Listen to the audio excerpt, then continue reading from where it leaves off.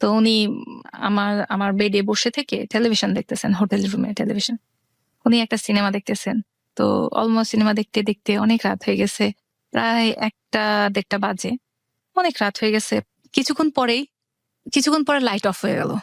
Light off হলো, তারপর আর কি হইলো আমি আমার মানে ওটে চোখের সামনে জিনিসটা অন্ধকারের মধ্যে কি হয়েছে আমার সেটা আমি ছবিটা বলতে পারতেছি না, কিন্তু আমার অনুভূতিতে হচ্ছে যে একটা মানুষ, কোনো কথা নেই, আমি কি পছন্দ করি, আমি কি লাইক করি, গল্প মিষ্টি মধুর, I love you then I like you, nothing like that. শুধু অন্ধকারের মধ্যে মনে হচ্ছে যে একটা মানুষ direct without any conversation he just start that kissing. তো সবাইকে অনুষ্ঠান শোনার আগে বিনীতভাবে অনুরোধ করছি আমাদের চ্যানেলটি সাবস্ক্রাইব করবার জন্য। এখানে সাবস্ক্রাইব বাটনটি আছে, প্লিজ ক্লিক করবেন। পাশে একটা বেল বাটন আছে, বাটনটি অন করে নেবেন। সবার প্রতি রিকোয়েস্ট থাকছে। Thank you very much. আমি কিসিং বুঝি না সেই সময়, মানে লাইফে কখনো কিস বাচ্চাদের সঙ্গে হয়েছে, বাট একটা পর পুরুষের সাথে, আই মিন পুরুষের সাথে কিস কি জিনিস আমি বুঝি না। একটা ফেস আমি দেখতে পাচ্ছি না, কিন্তু একটা মানুষ মানে আমার উপরে ঝাঁপাই পড়ে কি যেন করতে চেষ্টা করতেছে সে। আমার ফিল হইলো যে আমাকে কেউ মেরে ফেলতেছে, মানে আমি জাস্ট পেনে ব্যথা আমি মারা যাচ্ছি, আমি কিছু বুঝতেছি না, আমার ভিতরে শারীরিক কোনো অনুভূতি নেই। জাস্ট আমি ওই দিন ওই মুহূর্তে বুঝতে পারছি যে রেপ বা ধর্ষণ কাকে বলে। আমার মুখ থেকে যখন মানে বলতেছি যে তার নামটা নিয়ে বলতেছি ছেড়ে দাও, এটা আমি 2-3 বার বলার পরে সে জাস্ট আমার মুখের পরে মানে টোটালি হাত দিয়ে মুখটা বন্ধ করে দিল। আমি নড়তেও পারছি না, কথা বলতে পারতেছি না, আমি নিজেকে অনেক চেষ্টা করছি ছোটানোর, আমি সেটা পাচ্ছি না, কিন্তু আমি বুঝতেছি যে আমি মারা যাচ্ছি, একবারে টোটালি মারা যাচ্ছে। আমার চোখ টোক দিয়ে মনে হচ্ছিল যে রক্ত বের হয়ে আসবে, মানে এতটা বেশি পেন আমার ছিল। আমার মুখটাও চেপে ধরা হয়েছে। আমার স্পষ্টভাবে মনে আছে সেই সময় মনে হচ্ছিল যে আমার মা বাবা কি এটা মানে বিয়ে, আমাকে এই জন্য বিয়ে দিল, এটাই সেই ফার্স্ট নাইট, এটাই সেই বাসরাত, এটাই সেই গান বাজনা বাজা, এই সেই পুরুষ মানুষ লাইফে আসা, এটাই প্রেম, এটাই ভালোবাসা, দরকার নেই। মানে আমার খুব খারাপ লাগতেছিল, আমি ভেতরে টোটালি কাঁদতেছিলাম যে এটা কি হচ্ছে আমার সাথে। তারপরে আমার কণ্ঠস্বর মেবি পাশের রুম থেকে আমার বন্ধুলা ভাই শুনতে পেয়েছে। It was তার- loud. ইট ওয়াজ লাউড। তো আমার বোন কিছুক্ষণ পরে আমার রুমে এসে নক করতেছে, বলছে একটু খোলতো। আমি বলি কি হয়েছে আপু? তখন বলছে কিরে তোদের মধ্যে কি ঝগড়া হচ্ছে, কিছু হচ্ছে? আমি কই না তো। বলছে যে অনেক শব্দ হচ্ছে, এই রুম পর্যন্ত আসতেছে, তুই কি চিল্লাচিল্লি করতেছিস? আমি কই না আপু, কিছু হয়নি, আজ আমাদের বিয়ে, কেন ঝগড়া হবে? আচ্ছা ঠিক আছে, আমার বোন চলে যায়। পরে এরকম ভাবে রাতটা কাটছে। He was doctor, right? G. Say doctor ছিল। ওকে, এটা আমি আরেকবার একটু আপনাকে মেনশন করলাম। ওকে ফাইন, হ্যাঁ বলেছেন আপনি, হ্যাঁ প্লিজ কন্টিনিউ করেন। তো তারপর সকাল হলো, পরের দিন সকালে উনি ওনার ক্লিনিকে, উনি হসপিটালেও যাইতেন ক্লিনিকেও যাইতেন, তো সকালে ওনার ডিউটি হসপিটালে ছিল, উনি চলে গেছেন। তো আমরা সবাই বাসায় চলে গেলাম, উনি হোটেল থেকেই হসপিটালে চলে গেলেন, আমি আমার বন্ধুলা ভাইয়ের সাথে বাসায় চলে আসছি, আমার বোনের সাথে বাসায় চলে আসছি। তো বাসায় আসার পরে আমার ফিজিক্যাল কন্ডিশন এমন ছিল, আমি সোজা দাঁড়াইতে পারতেছিলাম না। তো বাসার যে আমাদের একটা দাদি ছিলেন কাজের, তাকে দাদি বলে ডাকতাম, সে বলছে তোর কি হয়েছে, তোর পা কাঁপতেছে কেন? আমি কই না, ওই হচ্ছে একটু পড়ে গেছিলাম, সিঁড়ি দিয়ে পড়ে গেছিলাম, কথাটা বলে আমি জাস্ট রুমে চলে আসছি। এসে কোন রকমে শুধু আমার মায়ের বেডের উপর শুয়ে পড়ছে, আমার মা দৌড় দিয়ে আসছে, এসে আমার পুরো শরীর থরথর করে কাঁপা দেখে আমার মা বলতেছে কি হয়েছে?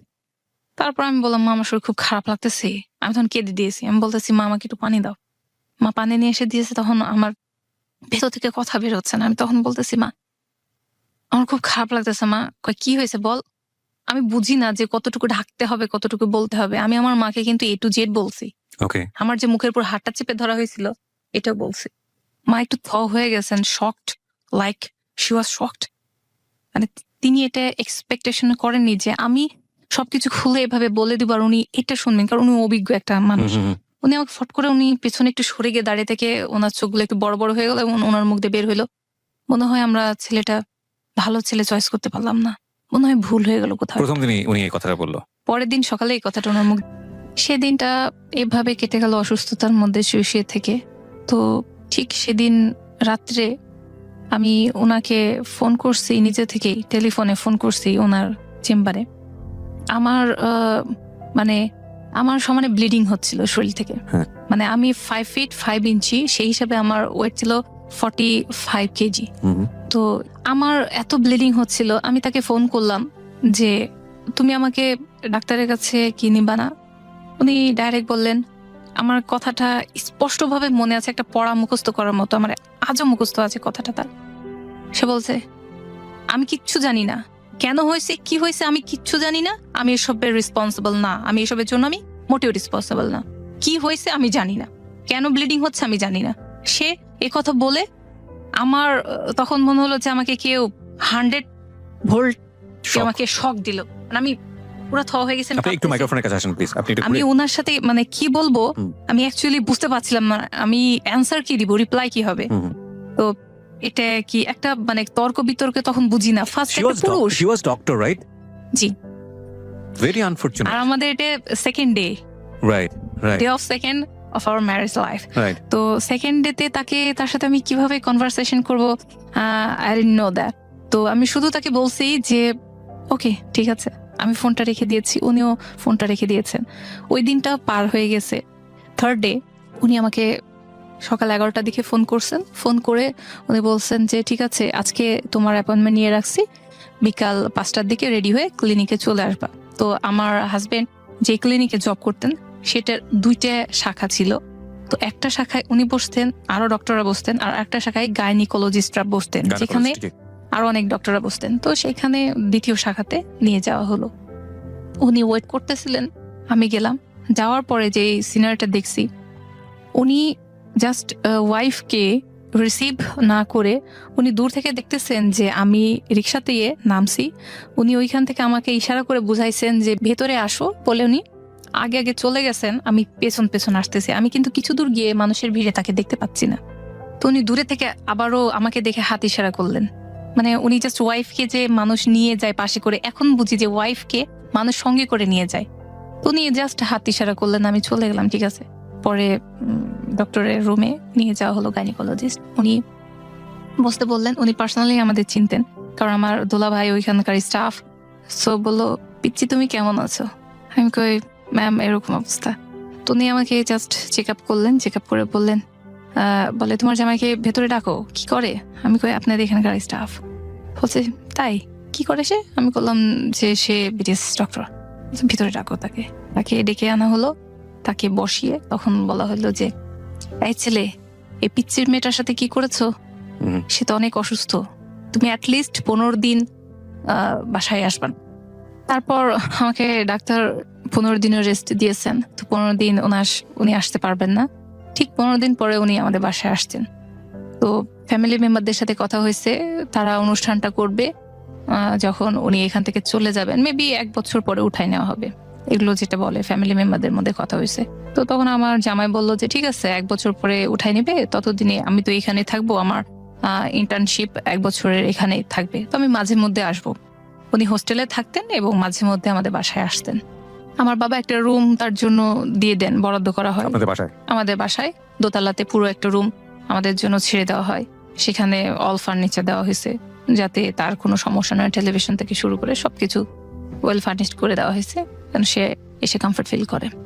কিন্তু উনি যখন 15 দিন পরে আসলেন, মানে আমি ভাবছিলাম হয়তোবা হাজব্যান্ড ওয়াইফের মধ্যে প্রেম ভালোবাসা নামক অনেক কিছু হয়, যেগুলো মুভিতে দেখি, অথবা আমার দোলা। তখন আপনি এক্সপেক্ট করে যাচ্ছেন। আপনাদের বয়সের গ্যাপ কতখানি ছিল? উনি 78, আপনি 84, so it's like 6 years perfectly.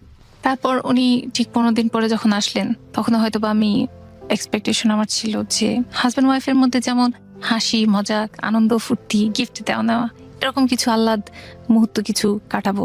উনি তখনও এসে নীরব খামোশ। তো উনি আসলে নর্মালি থাকলাম, যেভাবে চলতেছে। প্রায় 1 মাস হয়ে গেছে আমাদের রিলেশনের, হাজব্যান্ড ওয়াইফের রিলেশন। উনি আসেন যান। আমার ভিতরে মেবি ধীরে ধীরে এক্সপেকটেশন অ্যান্ড ফ্রাস্ট্রেশন দুইটা গ্রো করতেছে। মানে আমি কিছু মিলাতে পাচ্ছি না, আর কিছু মিলিয়ে পাচ্ছি না। তো সব মিলিয়ে আমার ভিতরে অনেক বেশি হাহাকার শুরু হয়ে গেল। কেন? মানে অনেক প্রশ্নবোধক চিহ্ন। হোয়াই এটা কেন হচ্ছে?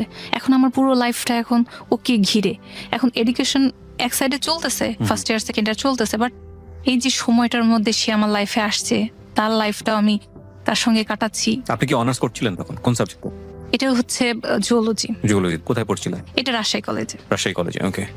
এইভাবে আমার পড়াশোনা চলছে, তার সঙ্গে আমার রিলেশনশিপও চলছে। আমি কলেজও করতেছি, বাসাও মেনটেন করতেছি।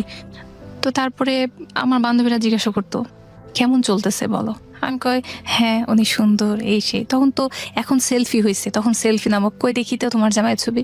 তো ওনার ছবি যখন একটা মানে ফটোগ্রাফি একটা ছবি ছিল সেটা বের করে দেখাইছি, বলছে একদম শাহরুখ খানের মতো দেখতে, চুলের স্টাইল মানে সৌন্দর্য অনেক সুন্দর তোমার জামাই, একদম তো দেখে মনে হচ্ছে চাচা তো ভাই বোন, মানে আমার ফেস আর তার ফেস, অবশ্য তার ফেস অনেক সুন্দর বাট একটা চোখ বড় বড় মানে কানেকশনটা থাকে।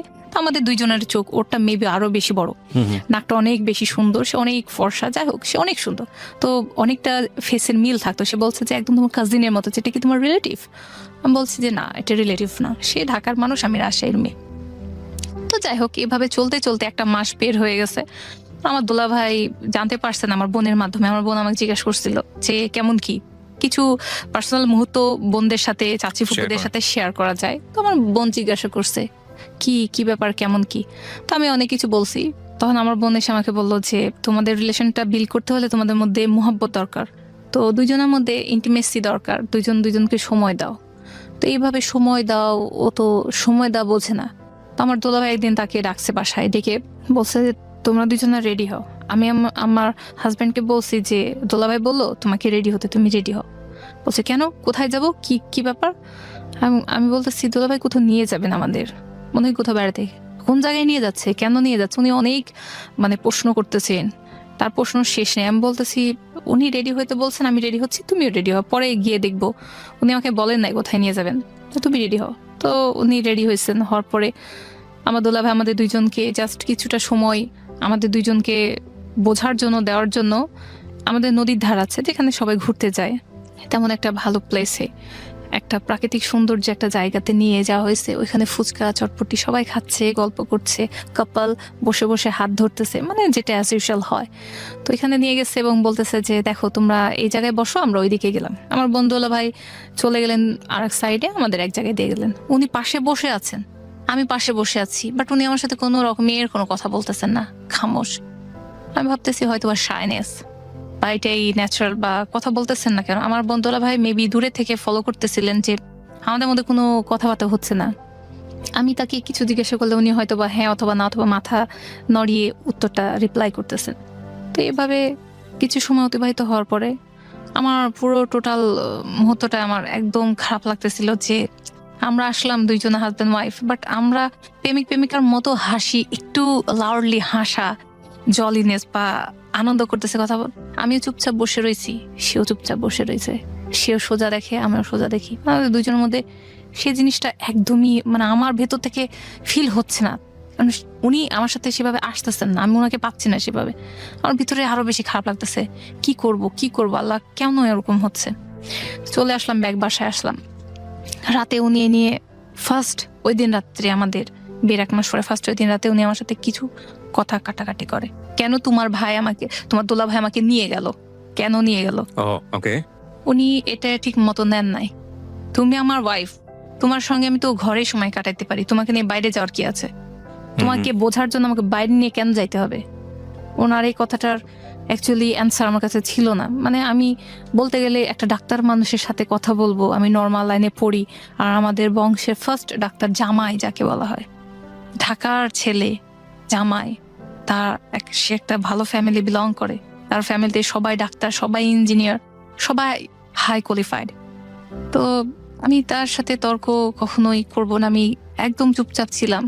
আমি ভাবছি ঠিকই তো, আমার জামাই তো ঠিকই বলছে, এটা বাইরে নেওয়ার কি আছে, ঘরেই তো আমরা দুইজন হাজব্যান্ড ওয়াইফ, তো থাকি না কেন। আসলে মনে হয় দুলাভাই এটা ভুল কাজ করছে। উনি আমাকে যেটা বুঝাইতেন ঠিক আমি সেভাবে ঘুরে যেতাম, বুঝতাম। তো বুঝের জায়গাটা আমাকে সে ফিল আপ করে দিল। আমি বুঝলাম ঠিকই তো, মেবি সপ্তাহে উনি 2 দিন আসতেন আর বাকি দিন আসতেন না, অথবা 3 দিন আসতেন বাকি দিন আসতেন না। কারণ বাকি দিনগুলো আমি কেমন যেন অবুঝের মতো হয়ে গেলাম। সেই তো আমার হাজব্যান্ড, সেই তো আমার প্রেমিক, সে আমার পুরুষ, সে আমার জীবনের ফার্স্ট পুরুষ, সে কেন আসছে না? সে হুট করে আসে, হয়তো বা দেখা যাচ্ছে রাত 11টা বেজে গেছে, শুয়ে পড়েছি, আমি কাঁদতেছি, কাঁদতে কাঁদতে কাঁদতে কাঁদতে আমার বিছানাটা পুরো ভিজে গেছে, বালিশটা ভিজে গেছে, উনি আসছেন।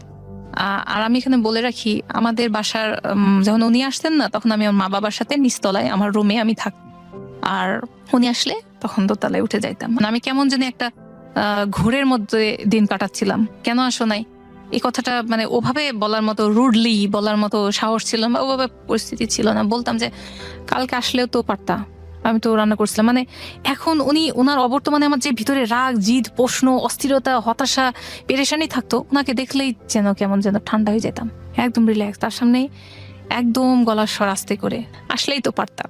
কেমন যেন একটা চাপা অভিমান, সে আমাকে বুঝুক যে আমি অভিমান করছি, আমি রাগ করছি, আমার খারাপ লাগছে, এটা কেমন আমি প্রকাশ করতে পারতাম না। আমার প্রকাশ ভঙ্গিমা ভালো ছিল না, হয়তো এটা শিখি নাই। না, এটাই পারফেক্ট ছিল ইনফ্যাক্ট। কারণ আমি বলবো যে প্রথম পর্যায়ে আসলে রাগটা খুব অ্যারোগেন্টলি না দেখানোটাই বেটার। আর হয়তো এটা ধীরে ধীরে সেটা লাউড হবে, এটাই স্বাভাবিক। হ্যাঁ। তবে এটা ঠিক যে ওই একটা কথা আছে আমাদের ওই ম্যানেজমেন্টে বলে, এটা গুড ম্যানেজাররা হচ্ছে অলওয়েজ ফায়ারটা না দেখে ফায়ারটাকে স্মেল করে, যে না আগুন লাগতে পারে এখানে, তখনই আগুন নেভানোর চেষ্টা করে। এরা হচ্ছে গুড ম্যানেজার, যেটাকে সহজ ভাষায় বলা হয়।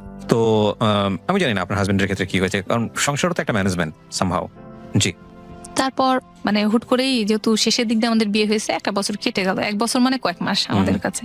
তারপর থেকে আমি নেক্সট ইয়ার মানে 2005 থেকে শুরু করলাম গোনা, যে জানুয়ারি থেকে শুরু হয়েছে। তাদের মানে কলেজ থেকে, রাজশাহী মেডিকেল কলেজ থেকে প্রতি বছরে একটা পিকনিক হয় ডক্টরদের জন্য। তো ওইখানে তার অনেক ফ্রেন্ড সার্কেল, বান্ধবীরা, ছেলে মেয়ে সবাই যাবে। তো এখানে অ্যালাউ ছিল যারা ম্যারিড তারা তাদের ওয়াইফকে নিয়ে আসতে পারে, বা যাদের বাচ্চা কাচ্চা আছে তারা তাদের ছেলে মেয়েদের নিয়ে আসতে পারবে। উনি যখন এসে বললেন যে এখানে আমাদের পিকনিকের অনুষ্ঠানটা হবে, সবাই দূরে যাবে, সরকার থেকে একটা বাস দিয়েছে, সবাই যাবে, আমারও ভালো লাগছে যে তাহলে আমিও যাব, ডাক্তার ওয়াইফ হিসেবে দেখা হবে, সবার সাথে কথা হবে। তো উনি আমাকে বললেন না আমি যাব না। আমি বলছি কেন, আমি তো অলরেডি ড্রেস সিলেক্ট করছি যে যাব একটা, তুমি তো বলছো হবে। বলতেছেন যে হবে বলেছি, কিন্তু তোমাকে নিয়ে যাব এটা তো বলি নাই। আমি বলছি যে এটা কি হইলো, নিয়ে যাবে না? আমি বলছি যে নিয়ে যাবা না? বলছে যে তাহলে আমিও যাব না। ওকে কেন, চলো একসাথে যাই। আমি তো বলি নাই তুমি যেও না, একসাথে যাই, দেখা হবে। কই না, ডাক্তারদের মাঝে আমি বিয়ে করেছি, তুমি তো নন মেডিকেল, তো সবাই জিজ্ঞাসা করলে অনেক সময় থাক, ওরা হাসাহাসি করবে, কি দরকার। আমি কই তুমি তাহলে কি দেখে পছন্দ করে রেখে, তাহলে তোমার তো উচিত হয়নি বিয়ে করা। এটা নর্মালি বলতেছি। সে বলতেছে যে বিয়ে করছি, আমার ভাল লাগছে, তোমার চেহারা দেখে আমার ভাল লাগছে। আর আমার মনে হয়েছে, উনি তখন বলেই দিলেন যে আমার মনে হয়েছে আমি অনেক কিছু পাবো এই ফ্যামিলি থেকে, আমি হেল্প পাবো। তখন আমি তাকে জিজ্ঞাসা করে ফেললাম কেমন হেল্প। তারপর উনি হেল্প চাইছিলেন। তো আমি তখন ওনাকে বললাম যে 40 কেমন হেল্প। তো উনি বললেন যে দেখো, আমি তো আমার বাবা, তার বাবা আরেক জায়গায় বিয়ে করছিলেন, তার বাবার অন্য জায়গায় সংসার ছিল। তো ওনারা অ্যাকচুয়ালি চাচাদের হেল্পে, চাচাদের বাসাতে পড়াশোনা করে এত দূর আগাইছে। তারা সবাই ওয়েল এডুকেটেড, সবাই ইঞ্জিনিয়ার, সবাই ডক্টর। তো উনি বললেন যে অনেক হেল্প নিয়ে বড় হয়েছে। আমার মায়ের স্বপ্ন ছিল যে আমাকে একটা বড় ক্লিনিক করে দিবে, আর আমি আমাদের বাসাটা অনেক বড় করব। তো ঢাকাতে স্থায়ী তাদের জমি জমা আছে, সেখানে তাদের বাসা। তো উনি বললেন যে আমাকে হেল্প করতে হবে। তো আমার একটু ভয় লাগতেছে, হেল্প মানে এটা যৌতুক চাচ্ছে মেবি। তো আমি বলতেছি যে এটাকে তুমি যৌতুক চাচ্ছ? বলছে না না, এটা যৌতুক কেন হবে, হেল্প মানে তোমার হেল্প চাচ্ছি। আমি কেমন হেল্প? বলছে তুমি আমাকে সাপোর্ট করবা। আমি তোমার ওয়াইফ, অবশ্যই সব রকমের সাপোর্ট তুমি আমার কাছ থেকে পাবা। তখন বলছে যে আমাকে আর্থিক সাহায্য করতে হবে। উনি কথাটা এইভাবে ভদ্রভাবে বলছেন। উনি বলছেন আমাকে একটু আর্থিক সাহায্য করতে হবে। আমি কই ঠিক আছে, তুমি বাবার সাথে কথা বলো, আমার আব্বাকে বলিও। তুমি বলতে পারবা না? আমি কই যে আমি কি বলবো, এলোমেলো হয়ে যাবে, হয়তো আমি তাদের বুঝিয়ে বলতে পারবো না। তো তোমার কথাটা বড়দের সাথে তুমি সেভাবে, তুমি একজন শিক্ষিত মানুষ, সুন্দরভাবে উপস্থাপন করতে পারবা। তো এই কথাটা যখন বললাম, তখন উনি বললো যে ঠিক আছে, সময় হোক, আমি চলে যাওয়ার আগে তোমার বাবা মায়ের সাথে বসবো। মানে ওনার ট্রেনিং শেষ হয়ে গেল, উনি যেদিন চলে যাবেন তখন বলবেন। তো 2005 ওনার অগস্টে ট্রেনিং শেষ, তো উনি চলে আসবেন ঢাকায়। তারপরে আমাদের উঠায় নেওয়া যা হবে হবে। ইন দ্য মিন টাইম ওর ফ্যামিলি থেকে কেউ আসেনি আপনাদের এখানে আপনাকে দেখতে, বা কেউ করতে আসেনি? না, তাদের যেহেতু বাবা ছিল না, তো পরবর্তীতে ধীরে ধীরে বুঝলাম যে এটাই নর্মাল, তাদের ফ্যামিলিতে এটাই নর্মাল। কারণ মায়ের তেমন একটা অবস্থান তাদের জীবনে এটাই আছে যে তার মা মানে ধর্মীয় অনুশাসন অনেক পালন করেন, একদম 24 ঘন্টায় নামাজে আমার শাশুড়ি বসে থাকেন, কোরআন, নামাজ, খতম এইসব নিয়েই উনি অনেক ব্যস্ত। দারুণ মজার ব্যাপার যে আমার শ্বশুর যে সময় বিয়ে করেন, উনি ইঞ্জিনিয়ার ছিলেন খুলনাতে। তো যখন ওনারা সরকারি কোয়ার্টার থাকতেন, তখনই আমার ননাস প্রেম করে আমার এই নন্দায়ের সাথে বিয়েটা হয়েছে ভেগে। যে সময় আমার শ্বশুর বিয়ে করেছেন, সেই সময় আমার ননাসও বিয়ে করেছেন। তো এত কিছুর পর এখন হুজুর যা হোক হয়ে গেছেন হুজুর, ওকে ঠিক আছে, নো প্রবলেম, মানুষ চেঞ্জ হয়। তো ওনার একটু আপত্তি ছিল যে মিঠু কেন একা একাই মেয়ে দেখে বিয়েটা করলো। আমাকে জামাই হিসেবে, আমি তো বংশের হেড, আমাকে নিয়ে আসা কেন হলো না? উনি মনক্ষুণ্ণ, উনি রাগ, উনি কথা বলবেন না। আর উনি যদি আমার জামাইয়ের সাথে কথা না বলেন তাহলে আমার শাশুড়িও মানে একটু সহজভাবে আমাকে মেনে নেবেন না। তারপরে এভাবে তার ফ্যামিলি থেকে মানে একটু দলাদলি চলতেছে যে তারা আসবে কি আসবে না, নিবে কি নিবে না।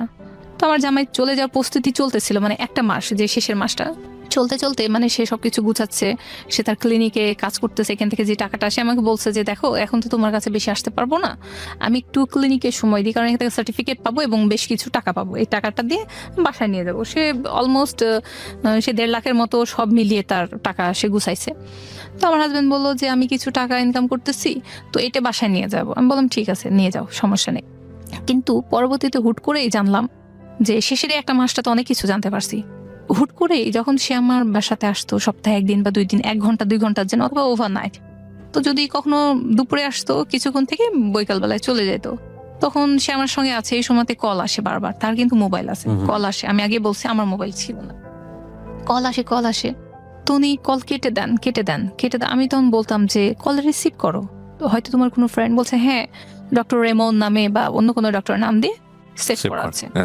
তো উনি কেটে দিতেন, আমি বুঝতাম না।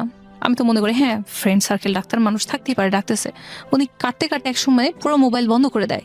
আমি বলি যে তোমার ফ্রেন্ড ফোন করতেছে, কেটে দিচ্ছ বা সাইলেন্ট করে রাখো, কিন্তু ফোন বন্ধ করে দিলে অনেক পেশেন্ট তো ফোন দিবে তোমাকে এখন ডিউটির সময়, থাক বাদ দাও।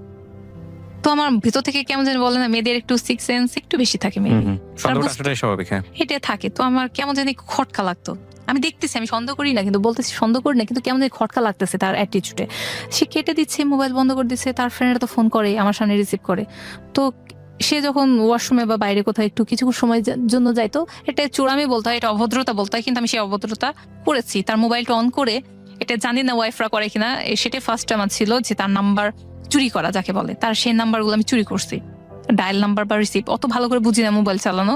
তারপরে তার ডায়াল আর রিসিভ এরকম নাম্বারগুলো একটু টুকে নিয়ে তাড়াতাড়ি আবার মোবাইল বন্ধ করে রেখে দিয়েছি। এই অন্যায়টা করছি, কিন্তু করাটা আমার মানে আমার জন্য সুখকর হয় নাই। হয়তো অনেক কিছু না জানাই বেটার আমার জন্য ছিল। তো আমি তখন সেই নাম্বারটুকে নিয়ে বললাম যে মোবাইল নেই, সো এটা বাইরে গিয়ে, আগে দোকান এখনো আছে কিন্তু এখন সেটা নেই, বাইরে দোকানে গিয়ে, মোবাইলের দোকানে গিয়ে টাকা দিয়ে মোবাইল নিয়ে কথা বলতে হইতো। তো এখন আর মনে হয় সেটা হয় না। তো আমি দোকানে গেছি, মাকে বলছি মা কিছুক্ষণের সময়ের জন্য বাইরে থেকে আসতেছি।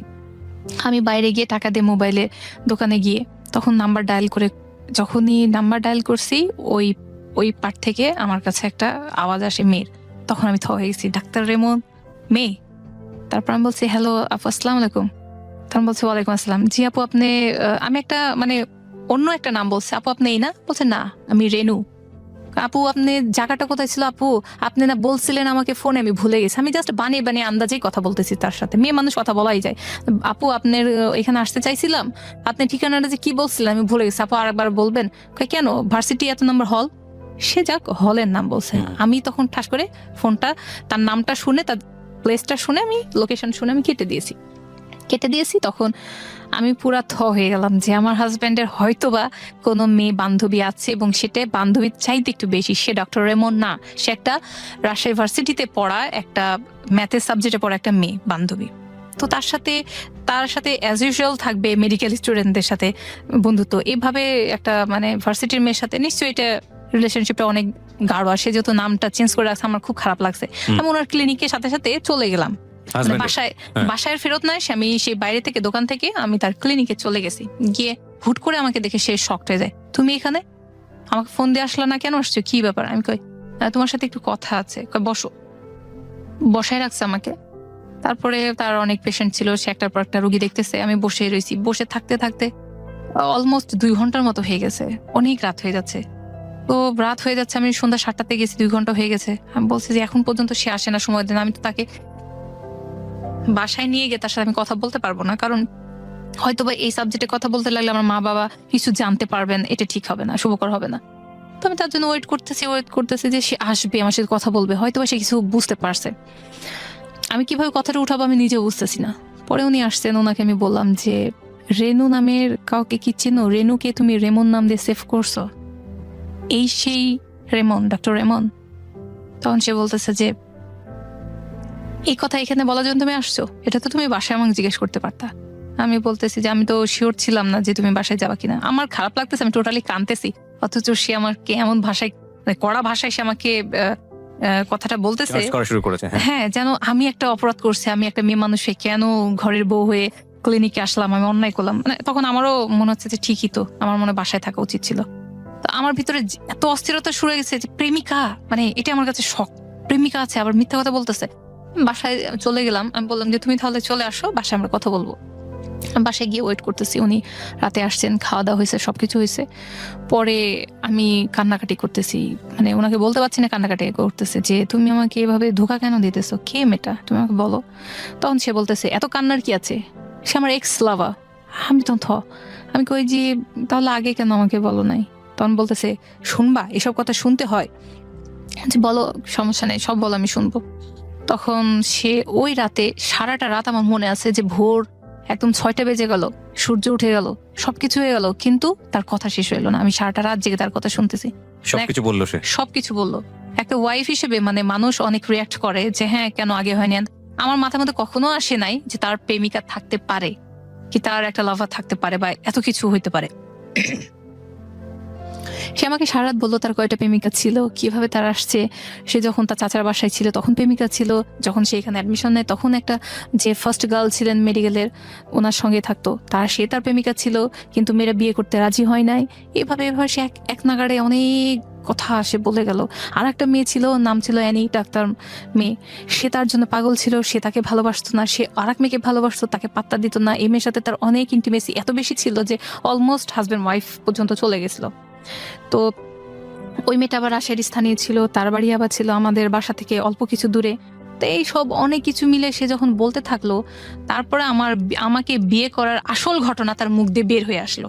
সে বলল যে আমি এই মেয়েটাকে, মানে তার ফার্স্ট যে ক্যাপ্টেন ছিল, মেয়েটাকে প্রেমের অফার দিয়েছিল, সে নাকচ করে দিয়েছে। পরে যে মেয়েটা আর একটা ডাক্তার মেয়ে ভালোবাসছে, সে আমার হাজবেন্ড আবার নাকচ করে দিয়েছে, কারণ সে সুন্দরী ছিল না। কিন্তু তার সাথে অলমোস্ট হাজব্যান্ড ওয়াইফের মতো রিলেশন এমনি হয়ে গেছিল। মেয়েটা একটু বেশি ছিল যে বিয়ে করবেই, আমিও ডাক্তার তুমিও ডাক্তার, কিন্তু আমার হাজব্যান্ড সুন্দরী খুঁজতেছিল। মানে এরকম মেয়ে যতই বান্ধবী হোক, এগুলো সব হয়েছে অ্যাজ ইউজুয়াল, বাট আমরা বিয়ে করব না। তারপরে যখন তার থার্ড মানে লাভ বলতে পারেন তার লাইফে, তো ভার্সিটির এই মেয়েটা, রেনু নামের মেয়েটার সাথে তার অনেক দূর। মেয়েটার হাজব্যান্ড ছিল আমেরিকায়, মেয়েটা এখানে থাকতো, সে ঝিনাইদহের মেয়ে, তো রাজশাহী তো কেউ চেনে না। দুজন মিলে এমন ভাবে ঘুরতো যেন হাজব্যান্ড ম্যারিড ছিল। হ্যাঁ, মেয়েটা ম্যারিড ছিল। আচ্ছা, আমার একটা কোশ্চেন আছে, সেটা হচ্ছে মেয়েটার সঙ্গে সম্পর্ক কি আপনার বিয়ের আগে না বিয়ের পরে? বিয়ের আগে। বিয়ের আগে থেকে সম্পর্ক? হ্যাঁ, আমি এই শেষের মাসে এগুলো জানতে পারছি, একটা মাসে। তো তারপরে বিয়ের আগে থেকে তার সাথে সম্পর্ক, এই মেয়েটার সাথে তার এতটা সম্পর্ক ছিল যে আমার হাজবেন্ড তার জন্য এতটা পাগল হয়ে গেছিল, বলছিল যে তুমি তোমার হাজবেন্ড আমেরিকায় আছে, তাকে তুমি ডাইভোর্স দিয়ে তুমি আমার সাথে বিয়ে করো। সে আনম্যারিড ছিল ওই মুহূর্তে, ওই এত বছর আগে তার এত মেন্টালিটি এমন ছিল যে সে একটা ডাইভোর্স মেয়েকেও বিয়ে করতে রাজি, মানে তার প্রেম এতটাই পাগল ছিল। আমি পরবর্তীতে যখন শুনলাম তখন আমার মনে হচ্ছিল পায়ের নিচে কিছু নেই, কারণ আমি এটা নিতে পারছিলাম না সেই মুহূর্তে যে তার প্রেমিকা ছিল। আমি কথাটা শুনে এত বেশি রিয়াক্ট করতে পারি না, যদিও বা অনেক কাঁদছি, কিন্তু কোনো রিয়াকশন দিতে পারি না, কি বাজে কথা বলতে বা গালি মন্দ দিতে। শুনে গেছি, বাস শোনা শেষ। একদিন এইসব ঘটনার পরে একদিন আমি যখন উনি চলে যাবেন, তো ওনার জন্য স্যুট কমপ্লিট বানানোর জন্য আমার বাবা যখন সবকিছু টাকা পয়সা দেয় ওনার চয়েসে সবকিছু কেনার জন্য, তারপরে উনি বলছে না দিতে হবে না। আমরা বলছি যে চলে যাওয়ার সময় তো এটা দিতে হয়। উনি নিবেন না। একটা গোল্ড, বিয়ের সময় তো একটা গোল্ড রিং দেওয়া হয়, চেন দেওয়া হয়, সেগুলো আমাকে ফেরত দিয়ে দিয়েছে। এবং তাকে একটা গোল্ড ওয়াচ দেওয়া হয়, যেটা আমার চাচা বাইরে থেকে আনছিলেন, তো সেটাও সে নেয় নাই, পরবে না, মানে গোল্ডেন ওয়াচ সে পরবে না হাতে। তো তাকে নিয়ে যখন টেলার্সে যাওয়া হয়, নিয়ে যাই আমি, তো তার ফ্রেন্ডের বাবা আমাকে দেখে বলছে, ও এটা সেই মেয়ে না, আমাদের বাসায় নিয়ে আইসো একে। মানে তার এর সাথে তখন আমার জামাই বলছে এটা আমার ওয়াইফ, তখন বলছে ও সেই মেয়ের সাথে তোমার বিয়ে হয়েছে, বাহ ভালো তো, সুন্দর তো, তোমাদের দুজনকে মানাইছে। তো উনি এই কথা বলে চলে গেছেন। আমি ওনাকে পরবর্তীতে বাসায় এসে আমার মাথার মধ্যে একটা কথাই ঘুরতেছে, উনি কোন বুঝতে মেয়ে পারছেন, আসলে? উনি বুঝতে পারছেন যে আমার এই কথাটা খটকা লাগছে, মানে আমি এতটা বোকা না যে এটা প্রশ্নটা রিটার্ন তাকে করব না। উনি একটু উসকুস করলেন বাইরে, পরে বাসায় এসে আমি তার কাছ থেকে করে জিজ্ঞাসা করলাম, উনি আমাকে তো আগে কখনো দেখেন নাই, বিয়ের আগে আমি তোমার সাথে কখনো ঘুরি নাই, কোন মেয়েকে বললো বুঝলাম না, তোমার কি কোনো ফ্রেন্ড, কোনো মানে তোমার মেডিকেল স্টুডেন্ট এরকম কেউ হবে? বলছে যে না, এটা রেনু। আমি তখন আরেকটু পড়ে গেলাম মাথার উপর বাজ, এটা কি বললো? মানে তার সঙ্গে সে এই জায়গাতেও আসছে এবং তার ফ্রেন্ডের বাবাও দেখছে। তখন আমি বলছি, তোমার ফ্রেন্ডের বাবাও সে মেয়েকে দেখছে, তুমি ফ্লাশ করছো এগুলো ফ্যামিলি মানে মানুষদের দেখাইছো? বলছে যে, হ্যাঁ, মেয়েটার সঙ্গে তো আমি ঢাকাতে অনেকবার গিয়েছি মেয়েটাকে বাসায় থুইতে, মানে তার চাচার বাসায় থুইতে মেয়েটাকে নিয়ে আমি অনেকবার ট্রেনে জার্নিও করছি, এখানে একটা বাসে। বিষয় একটু আমি ইন্টারাপ্ট করছি। একটা হচ্ছে যে সে আপনাকে সমস্ত কিছু বলে ব্যাপারটা কি অ্যাপোলজির পর্যায়ে নিয়ে গিয়েছিল যে না আমার জীবনে এগুলো ভুল, এখন যা আছে তুমি আমার সবকিছু, সো সামনের দিকে আমরা আগাই। এই ব্যাপারটা কিরকম ছিল নাকি জাস্ট আপনাকে বলার জন্যই বলা, কিন্তু সেগুলা সে খুব ডেসপারেটলি মুভ করতেছিল because he is a doctor? সে এগুলো আমাকে বলে যে অনুতপ্ত সেই জন্য বলা না, জাস্ট সে গর্ববোধ করতো এগুলো বলে। সো উনি গর্বভাবেই নর্মালি বলে যাচ্ছেন, আমি নর্মালি বোকার মতো বসে বসে শুনতেছি। তো আমি শুনে যাইতাম কথাগুলো। তারপরে কেমন লাগতো যে আসলে মেয়েটা খুব ভাগ্যবতী ছিল যে তাকেই ভালোবাসছে, আর অ্যাকচুয়ালি আমার সাথে বিয়েই করছে, ভালোবাসাটা মেবি আমার জন্য হয় নাই। তো ঠিক আছে, ওইখান থেকে আমি খামোশ হয়ে গেলাম। পরে উনি বিয়ের পরেও যে ওই মেয়ের সাথে দেখা করছে, এটা এই কথায় কথায় সে বলে ফেলছে যে আমার বিয়ের পরে মেয়েটা আমাকে বারবার ফোন দিতেছিল, আমি তার সাথে যোগাযোগ করতেছিলাম না। তখন মেয়েটা বুঝতে পারছে, তখন বলছে যে তোমার লাইফে কি কেউ কোনো নতুন মেয়ে আসছে? তখন আমি বলি যে হ্যাঁ, আমি বিয়ে করেছি। তখন মেয়েটা অনেক শকড হয়ে যায়। তখন আমার নাকি ছবি দেখাইছে, একটা ১ কপি ছবি দেখাইছে, দেখে বলছে এটা আমার ওয়াইফ। তখন সে মেয়েটা নাকি অনেক কান্না করেছে, তার সাথে দেখা করতে এসে অনেক কান্না করে পরে মেয়েটা চলে গেছে। এরপর থেকে নাকি মেয়েটা নিজে থেকে যোগাযোগ করতো না, বাট আই ডোন্ট নো সে যোগাযোগ করে কি করে না। কিন্তু বিয়ের পরে তারা যে দেখা করছে এটা আমার কাছে খুব অবাক লাগছে। আর একবার সে মানে বিয়ের কিছুদিন পরে যখন রোজা ছিল, তখন আমার হাজবেন্ড আমার কাছে অনুমতি চাচ্ছে যে আমি ইউনিভার্সিটিতে কিছু ফ্রেন্ড সার্কেলের সাথে রোজার ইফতারি করতে যাব, তুমি কি অ্যালাউ করতেছো? আমি বলছি যে হ্যাঁ, যাবো না কেন। আমি জানি নাই যে ভার্সিটিতে ইফতারি করতে মেয়েটার সঙ্গে গেছে বিয়ের পরেও। ওকে। যাই হোক, সেও বিয়ের পরেও রিলেশনশিপটা মেনটেন করে চলে গেছে। তো আমার কাছে মনে হয়েছে এটা বোধহয় নর্মাল, ডাক্তার মানুষ করছে করুক। তো আমার কাছে এটাই মনে হয়েছে নর্মাল ডাক্তার। ঠিক আছে, উনি যখন এরকম করলেন, শেষে যখন সবাই ফেয়ারওয়েল দিতে চাইলো, ফেয়ারওয়েল দেওয়ার পরে আমাকে নিয়ে যাওয়া হলো। আমাকে বললো, নিয়ে যাওয়া হয়নি, আমাকে বলছে যে তুমি অমুক রেস্টুরেন্টে চাইনিজে চলে আসবা। আমি গেলাম, রেডি টেডি হয়ে গেলাম। তার সমস্ত বন্ধুরা আসছে, বান্ধবীরা আসছে, সবাই বসে আছে, খাবার দেওয়া হয়েছে, সার্ভ হয়েছে। আমার হাজবেন্ড যে একটা, আপনারা সাধারণত দেখেন যে একটা হাজবেন্ড সবসময় তার ওয়াইফকে ফার্স্ট টাইম যখন তার ফ্রেন্ড সার্কেলের সাথে পরিচয় করে দেয়, ইন্টারাকশনটা এমন ভাবে হয় যে she is my wife and she is খেয়ালি, কি সে এটা করে সেটা করে, এটা বলে। উনি এমন কিছুই বলেননি, বলছে আসো বসো এখানে। ওনারা জিজ্ঞেস করছে এটা ভাবি, ভাবির সাথে পরিচয় করায় দে। হ্যাঁ হ্যাঁ, এটা তোদের ভাবি। বাস হয়ে গেল। তারা আমাকে ফুল দিল, আমার হাতে অনেকগুলো ফুলে তোড়া ছিল। তারপরে সেখানে যখন খাওয়া দাওয়া শুরু করা হলো, আমাকে বসানো হয়েছিল মেয়েদের সাইডে আর তারা বসছিল ছেলেদের সাইডে। খাবার যখন সবার প্লেটে দেওয়া হচ্ছিল, আমি একটু এমন যে মানে হুট করে কোনো খাবার নিজের পাতে তুলে নিতে পারি না, মানে কেমন হেজিটেশন আসে ভেতর থেকে। যদি কেউ তুলে দেয় তাহলে নেওয়ার সাহস করি। আমি একটু বসে আছি, ভাত প্লেটে ওরা সার্ভ করে গেছে, তো ছেলেগুলা মেয়েদেরকে খাবার তুলে দিচ্ছে।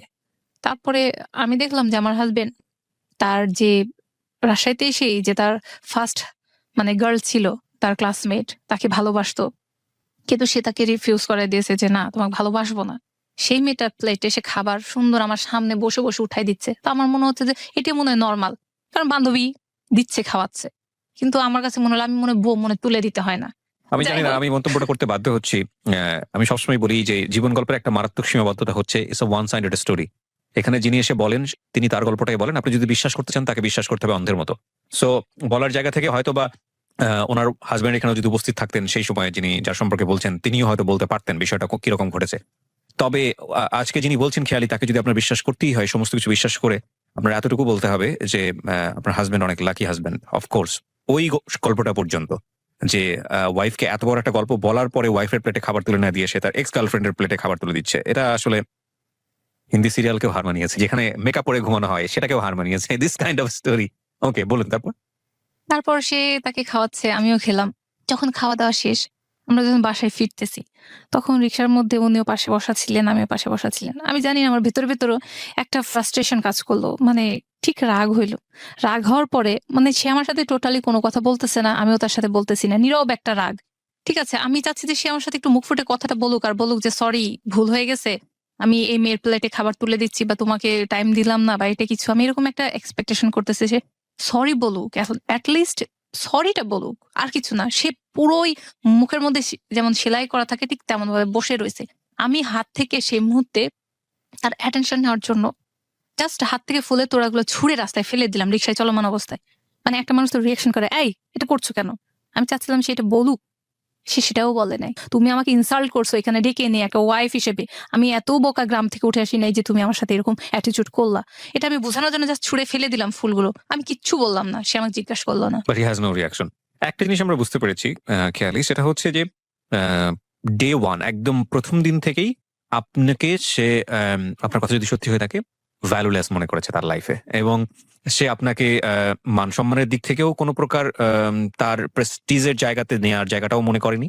মানে সে মনে করেছে যে আপনি তার, সহজ বাংলায় যদি বলি, আপনি তার যোগ্য নন, এবং সেই যোগ্য না হওয়ার জন্য সে সমস্ত জায়গায় আপনাকে যেভাবে মানে অপমান ঠিক বলবো না, মানে হিউমিলেট। এক্স্যাক্টলি, সো এটা করেছে।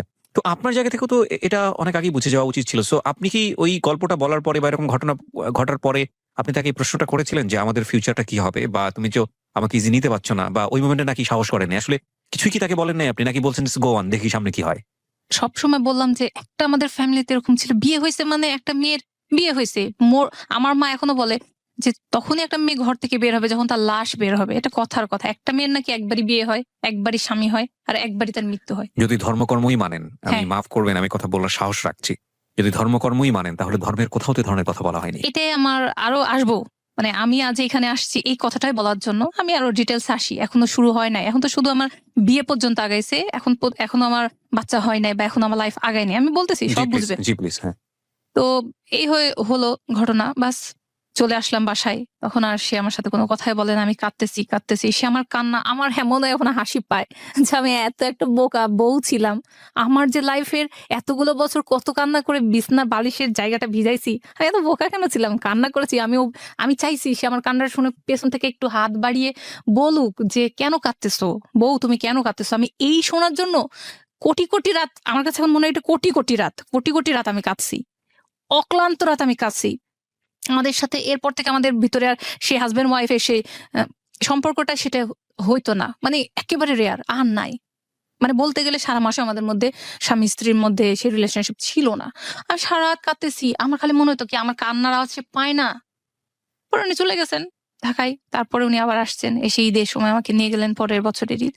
আমি আসলাম, অনুষ্ঠান হবে বলছিল, অনুষ্ঠান হয় নাই। আমার হাজবেন্ড আমার বাবার সাথে কথা বললো যে অনুষ্ঠান হতে যে টাকা পয়সা খরচ হবে, মেহমানরা আসবে, সেটা দরকার নেই, ওইটা আপনি আমাকে দিবেন, এভাবে খরচ করার দরকার নেই। আমার অনেক বড় রিলেটিভ আছে যারা হচ্ছে ঢাকা শহরে আছেন, অনেক বড় পোস্টে আছেন। তারা বললেন যে না, মেয়েকে গহনা বানিয়ে দাও টাকাটা দিয়ে, তাকে এভাবে দিও না, নগদ টাকার কোনো হিসাব থাকে না, এটা একসময় পরবর্তী দিকে এটা খারাপ হইতে পারে, এটা আপনারা গহনা দেন। তো আমার মা ছিল খুব জামাই ভক্ত। তো আমার মা বললো যে না, জামাই যখন চাচ্ছে যে সে একটা কিছু করবে, একটা ক্লিনিক দিবে, সো টাকাটা আমরা নগদেই দিই। তারপর আমার বাবা তাকে নগদে টাকা দিলেন, সে টাকাটা নিয়ে নিলেন। আর তারপরে আমার বাবা যেহেতু গভর্নমেন্ট সার্ভিস হোল্ডার ছিলেন, উনি তো রিটায়ার হওয়ার পরে টাকাটা তাকে এভাবে দেওয়া হয়েছে। ঠিক আছে, দিচ্ছেন, ভালো কথা। উনি ওইটা নিয়ে চেম্বারও খুলছেন, সবকিছু হয়েছে। চেম্বার খোলার পরে মানে ফার্স্ট চেম্বার, তার এখনো অনেকগুলো চেম্বার, কিন্তু ফার্স্ট চেম্বার আমার বাবা টাকাতে হয়েছে। তো এভাবে চলতেছে। পরে হুট করে ৩টা বছর এভাবে দেখতেই মানে ৪-এ বিয়ে হইলো, দেখতে ৬ চলে গেল, ৭-এ আমি প্রেগনেন্ট। এখানে একটু বলি, আপনি তখন ঢাকাতে নাকি রাজশাহীতে? ঢাকাতে চলে তখন আসছি। ঢাকাতে এসে আলাদা হ্যাঁ, থাকছেন? আচ্ছা, আলাদা না, ওনার বাড়িতে? তাদের বাসাতেই থাকতেছি। আচ্ছা, তাদের বাসাতেই থাকছি ফ্যামিলির সঙ্গে। তো ওনার সঙ্গে যখন থাকতে থাকলাম, তো তারপরে হচ্ছে উনি চেম্বার দিলেন। হুট করে যখন প্রমাণ হইলো যে হ্যাঁ আমি প্রেগনেন্ট হয়ে গেছি, তারপরে উনার মা সহজভাবে নিছেন, আর উনি এটা সহজভাবে নেন নাই। ঠিক আছে। আর এই জায়গাটা প্রেগন্যান্সির ব্যাপারে এখানে বলি, উনি কিন্তু এর আগে রাজশাহীতে যখন আমি ছিলাম, আমি ২বার প্রেগনেন্ট হয়ে গেছিলাম তার ভুলের কারণে। উনি ২বারই কিন্তু বাচ্চা নষ্ট করেছেন। এটা আমার মা বাবা আজও জানেন। আজ আমি ফার্স্ট টাইম আপনি রেডিওতে বললেন। অন এয়ারে এসে বললাম, কারণ এখানে কোনো কিছু লুকানো নেই। আর আমার লাইফটা খোলা বই, কোনো ইনভেস্টিগেশনের দরকার নেই, কারণ আমার সম্পর্কে তার ফ্যামিলি মেম্বাররা বলবে, আমি বলবো না আমার সম্পর্কে যারা আমাকে চেনে স্টিল নাও। তো তখন যখন আমি প্রেগনেন্ট হয়ে গেলাম, তখন উনি বাচ্চা নিবেন না, বাচ্চা ফালাই দিবেন, এটাও ফালাই দিবেন। আমি ওর পা ধরে কাঁদতেছি আর বলতেছি যে ২টা অলরেডি তুমি মারছো, তোমরা তো অনেক নামাজ কালাম পড়ো, প্লিজ এই বাচ্চাটারে মাইরো না, এর কোনো দোষ নাই, এটা নাও, আমার দরকার হলে বাবা পালবে, আমার বড় বোনের যেমন বাচ্চা হয়েছে পালতেছে, এটাও পালবে। তো এই কথাটা আমার শাশুড়ি পাশের রুম থেকে শুনছে, দিয়ে আমার হাজবেন্ড ডেকে বলছে যে এটা কি হচ্ছে, তুই কি বাচ্চা ফেলে দিতে যাচ্ছিস, তোর বউ কি প্রেগনেন্ট? তখন আমার চাচি শাশুড়ি তাকে ফোন করে বলছে হ্যাঁ আপনি ছেলের বউ প্রেগনেন্ট, মিঠু এটা ফেলে দিতে যাচ্ছে। তারপরে আমার শাশুড়ি বললেন যে ঠিক আছে বাচ্চাটা ফেলো না, এটা গুনাহ, যা হয়েছে আগে হয়েছে, বাচ্চাটা নাও। এরপরে ডাক্তার আমার শাশুড়ির সামনে বসে থেকে গাইনিকোলজিস্ট বলছেন যে আপনার ছেলের বইয়ের ইনফেকশন হয়ে গেছে, আপনি যদি এই বউকে দিয়ে কোথাও ট্রাভেলও করান, কোনো বাস বা কার বা অনেক হাওয়ায় যাওয়া যায় যদি নেন, বাচ্চা পড়ে যাবে, আর এই বাচ্চা যদি পড়ে ইনি আর মা হইতে পারবেন না। আমার শাশুড়ি কেটে বলছেন যদি উনি সঙ্গে না থাকতেন হয়তো বা আমার কথাটা মিথ্যা প্রমাণিত হইতো। তো আমি খুব কান্না করতেছি, হে আল্লাহ, বাচ্চাটা দিলা তো এভাবে নিবা কেন? জান যখন দিলা তো নেওয়ার কথা কেন তুমি শোনাইলা আমাকে? আমার কাছে এটাই যে বাচ্চাটা মরে গেলে আমার আর বাচ্চা আসবে না, আমি মা হইতে পারবো না, এটা আমার কাছে মানে সবচেয়ে বড় একটা অভিশাপ। আল্লাহ এই অভিশাপটা দিও না আমাকে। রাজি হয়েছে, কিন্তু আমার বাবাকে ডেকে পাঠানো হলো যে আপনি আসেন। কি কেন, কি হয়েছে? মেয়ের একটা দোষ হয়ে গেছে। কেন? মেয়ে প্রেগনেন্ট হয়ে গেছে, আমার বিনা অনুমতিতে প্রেগনেন্ট কেন হইলো আপনার? এটা আমার জামাই আমার সামনে, সবার সামনে আমার বাবাকে দাঁড় করে ইনসাল্ট করতেছে ডাইরেক্ট, যে আপনার মেয়ে কেন প্রেগনেন্ট হইলো, আমার বিনা অনুমতিতে কিভাবে প্রেগনেন্ট হয়ে গেল, আমি তো বাচ্চা নিতে চাই না, আর এখন ফেলতেও পাচ্ছি না, আপনার মেয়েকে নিয়ে চলে যান। তারপর আমার শাশুড়ি এখানে ইন্টারাপ্ট করে বলছে যে ও 3 মাসের আগে কোথাও ট্রাভেল করতে পারবে না, 3 মাস কাভার হওয়ার পরে ওকে তুই থুয়ে আসবি। তখন আমার বাবা সমানে এত ইনসাল্ট ফিল করছেন, একটা মুরব্বী মানুষ, সবাই তাকে রেসপেক্ট করে, সেভাবে করলো, মানে ইনসাল্ট করতেছে, আমি সমানে টস করে কাঁদি। আমি সেই মুহূর্তে কথা বলতে পারছি না যে বাধা দিব, কিন্তু আমার জামাই আমার কান্না দেখে এটাও বলে না যে ঠিক আছে কান্না করো না, আমি তোমাকে পাঠাবো না। আমি তার পা ধরে কাঁদতেছি যে বাচ্চাটা নিয়েছি, এভাবে ইনসাল্ট করো না, হইতে দাও। তারপরে সে যাই হোক আমার বাবা চলে আসলো, আমি থাকতে থাকলাম। আমার শারীরিক অবস্থা ধীরে ধীরে খারাপ হইতে থাকে, কারণ অনেক পাওয়ারের অ্যান্টিবায়োটিক আমি শরীর নিতে পারছিলাম না। আমি সমানে বমি করি আর গড়াগড়ি করি। এভাবে চলতে চলতে সে বিরক্তি হয়। এমনও দিন গেছে ভোরে 4টাতে প্রায় সেন্সলেস হয়ে যায়। সে তাকে বলে আমাকে কিছু ওষুধ দাও, তুমি একজন ডাক্তার মানুষ, ওষুধ দাও, আমার খারাপ লাগতেছে। সে কথা বলে না, মেঝের মধ্যে হেঁটে বেড়ায়। পরে সে আমাকে গ্লুকোজ খাওয়ায়, চিনি খাওয়ায়, এটা খাওয়ায় সেটা খাওয়ায়। আমি যখন ভালো হই তখন সে বলে যে চুপচাপ মুখ বন্ধ করে শুয়ে থাকবা। এই জন্য আমার এগুলো সহ্য করতে পারি না, এই জন্য আমি বলছিলাম যে প্রেগনেন্ট হয়ে না, বাচ্চা ফালাই দাও। এখন তোমাকে দেখবে কে? আমি দেখতে পারবো? আমি এখন সারা রাত জাগবো তোমার সাথে? তাহলে আমি অফিস কিভাবে করবো, আমি চেম্বার কিভাবে, রুগী দেখবো কিভাবে? আমি তো ভাবলাম সত্যি তো, এটা তো আমার অন্যায় হয়ে গেছে। তো ঠিক আছে, এইভাবে কাটলো 3টা মাস। যেই কাটছে 3 মাস কাটার পরে একটা দিনও মানে যাইতে দেয়নি। ঠিক 23 তারিখে আমাদের 3 মাস কাটছে। 23 তারিখের দিন সে নাইটের টিকিট কাটছে, আমার মনে আছে। নাইটের টিকিট কেটে আমাকে নিয়ে চলে আসছে এখানে। আসার পরে উনি ওনার কিছু ফ্রেন্ডকে বলে রাখছিলেন যে তোরা দেখা করতে আসিস আমার শ্বশুর বাড়িতে। তার ফ্রেন্ডরা আসছে, দেখা হয়েছে। তো দেখা হওয়ার পরে সে একটা রাতও কাটায় নাই।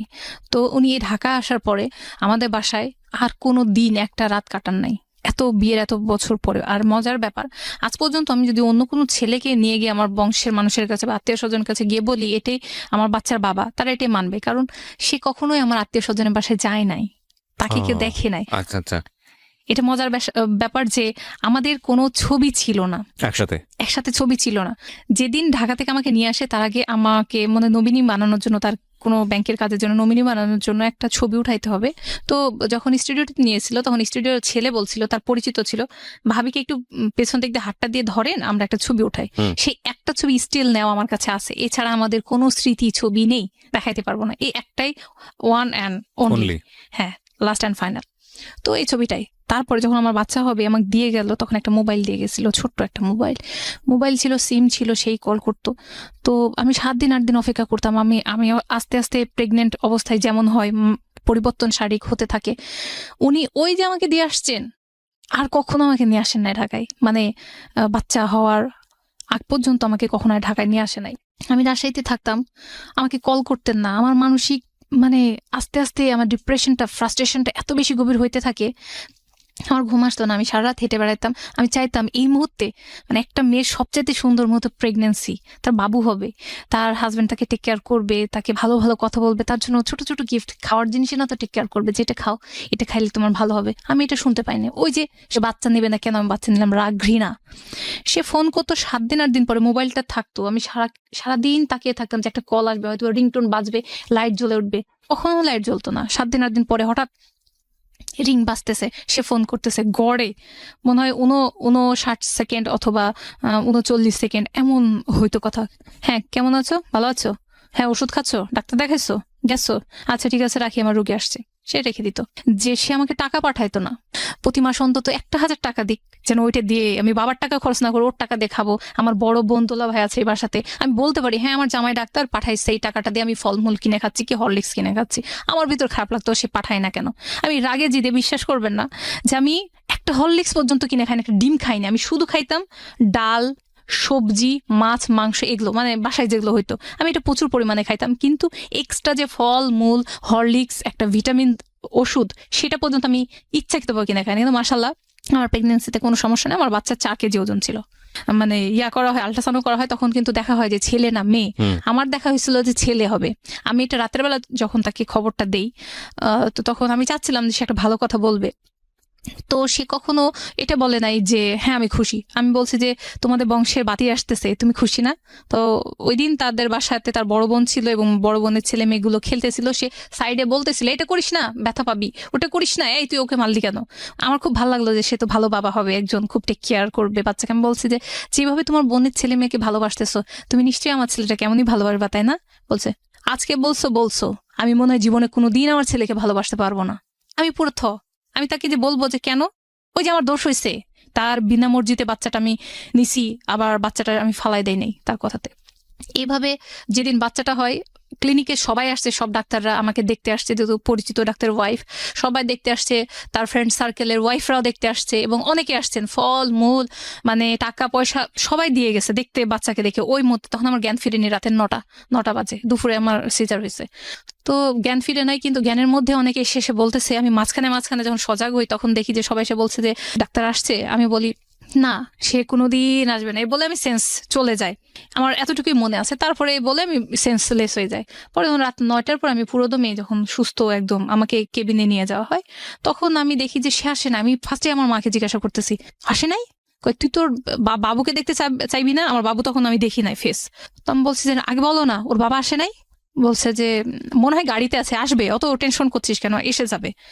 আমি তখন আমার এত মানে কি অস্বস্তি হচ্ছে, একটা সিজার করা মানুষ, ওই মুহূর্তে জ্ঞান ফিরে আমার খুব মানে শারীরিক সব সমস্যা মিলে মনে হচ্ছে আমি মারাই যাব। কেন নয় আমার হাজবেন্ড, কেন নয়? আমি ফার্স্টে তার মুখ দেখবো। তারপরে রাতের প্রায় 10টা উনি আসছেন, এসে মানে ক্লিনিকে ঢুকছেন, উনি আমার পাশে বসছে, মনে হচ্ছে আমি সুস্থ হয়ে গেছি। পরে ওনার সাথে কথাবার্তা হয়েছে, হওয়ার পরে ওনার সাথে কথা বলছি। উনি তখন বলছে ঠিক আছে তুমি থাকো, আমি বাসায় যাই। আমি প্লিজ তুমি আজকে রাত্রে, কেবিনের মধ্যে 2টা সিট আছে, তুমি ওই সিটে শুইবা, আমি এখানে থাকবো, তুমি থাকো না প্লিজ, আমার ভালো লাগবে, প্লিজ তুমি থাকো। তখন সে বলতেছে যে না, উনি চলে গেছেন আমার বাসায়, আমাদের বাসায় গিয়ে খাওয়া দাওয়া করে উনি টিভি দেখেছেন, সারা রাত মজা করছেন, ঘুমাইছেন। আমি সকালে শুনছি উনি আর ফেরত আসেন নাই, কিন্তু আমি সারা রাত জাগনা ছিলাম যে সে আসবে। আমাকে সিডিল নামে একটা ঘুমের ওষুধ ডাক্তাররা দিয়ে, যে পেশেন্ট সারা রাত জাগলে সমস্যা হবে, আমার বাবুকে আমি খাওয়াচ্ছি, নিচ্ছি, দেখছি, আমি সারা জেগে আছি যে সে আসবে, সে আসে না। আমাকে সিডিল দিছে, আমার ঘুম আসে নাই।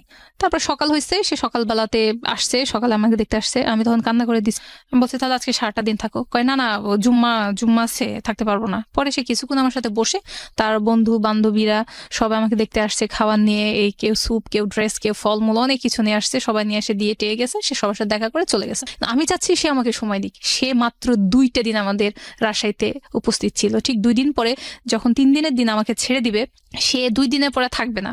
তারপরে আমার বাবারা বললো যে বাবা, ওকে একবার রিলিজটা নিয়ে বাসায় দিয়ে তুমি পরে চলে যেও। তখন ও কষ্ট করে থাকছে, থাকার পরে আমাকে বাসায় দিয়ে দুপুর 1টার দিকে রিলিজ হয়েছে। সে দুপুর 1:30 তার টিকিট, সে টিকিট কাটছে বাসের, সে চলে যাবে। আধা ঘন্টা সে কোনো রকমে আমাকে নামাই দিয়ে সে হুড়পাড়াপড়ি করে চলে যাচ্ছে। তখন আমার ফ্যামিলি মেম্বাররা বলতেছে বাবা তুমি খাওয়া দাওয়া করে যাও। কই না, আমার সময় নেই, আমি বাসায় যাবো, আমাকে চেম্বার ধরতে হবে। তারপরে সে যেই মাত্র চলে গেছে, তখন আমার মনে হয় আমার ভিতরটা ফাঁকা হয়ে গেল। 2টা দিন, এত মাস পরে আমার হাজবেন্ডকে আমি দেখছি, আর সে এতদিন পরে এসে চলে গেল।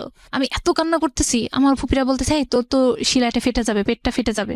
আমি যে কেমন একটা হয়ে গেলাম, কাঁদতে কাঁদতে মানে একদম সেন্সলেস হয়ে যায়।